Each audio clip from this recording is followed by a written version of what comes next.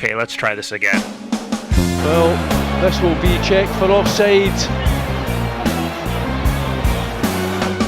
The offside rule prevents players from simply waiting near the other team's goal. Instead, they have to use good movement and timing to get close to goal and create scoring opportunities.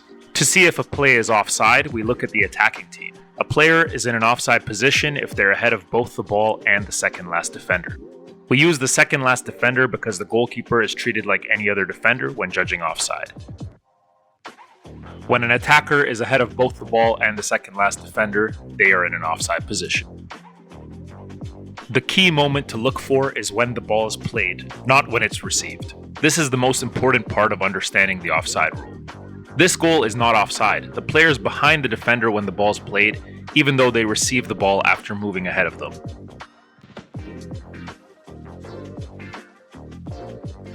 This goal is offside. The red player is ahead of the defender when the pass is made. It doesn't matter that they move back behind them when they touch the ball.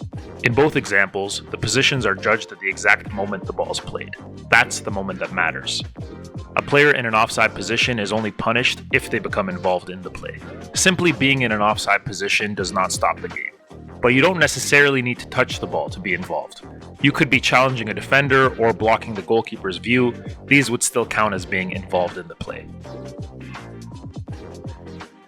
If the ball is played when you're in your own half, you can't be offside.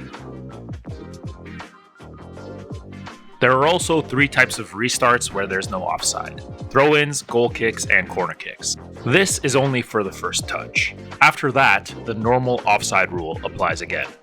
Every time the ball is exchanged between teammates, that moment will be assessed for offside, even when that exchange is not intentional. If a shot is saved by the goalkeeper or hits the post, the key moment goes back to when the teammate originally played the ball. Rebounds don't affect the offside decision. When a defender touches the ball, the referee has to decide if it was deliberate or not. For a deflection or accidental touch, the key moment goes back to when your teammate originally played the ball.